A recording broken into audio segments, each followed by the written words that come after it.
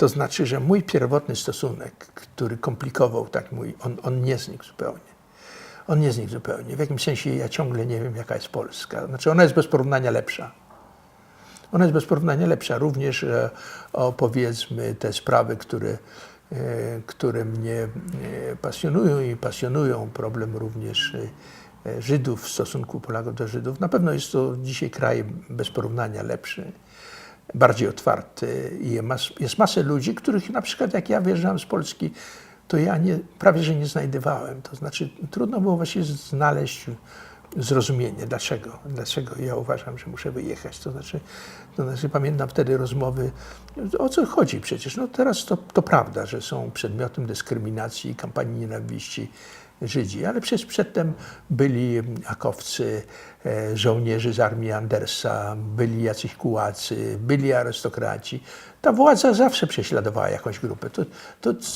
Co jest takiego nadzwyczajnego w tym? To jest prawda. Z jednej strony to jest oczywiście prawda, tylko z drugiej strony to chodziło o mój los, a nie o z dystansu ocenianie. Po pierwsze. Po drugie, zasada dyskryminacji też jest inna, prawda? Zasada dyskryminacji, zwłaszcza po wojnie, prawda? Zwłaszcza po wojnie. Dla mnie to było ważne, ale ja nie potrafiłem tego wytłumaczyć ludziom różnym, z którymi rozmawiałem, ludziom dobrej woli.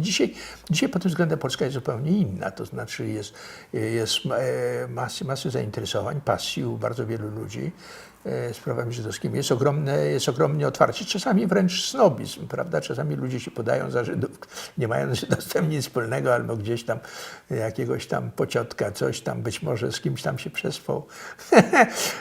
Także to jest, tym niemniej jest masę fajnych ludzi, dla których to jest pasją po prostu. Pasją jest badanie tej historii i często bolesne odkrywanie różnych faktów z historii Polski, prawda? I po prostu to jest fantastyczne i równocześnie w jakimś sensie ja wiem, że ja ciągle nie wiem. To znaczy, że ja ciągle, myśmy parokrotnie się zastanawiali, czy się nie przenieść w ogóle do Polski. No teraz już jest za późno, już wiek jest taki, poza tym jedno dziecko tu, drugie dziecko tam, prawda? Tam będzie też wnuk, tutaj są wnukowie, to jest za późno, ale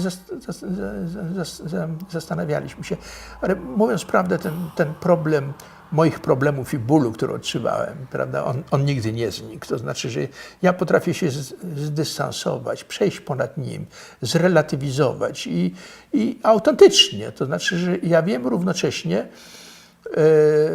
że jest 100 innych argumentów, które są w jakimś sensie ważniejsze i ja je uwzględniam przy moich wyborach, ale nie jeżeli chodzi o wybór mojego osobistego życia.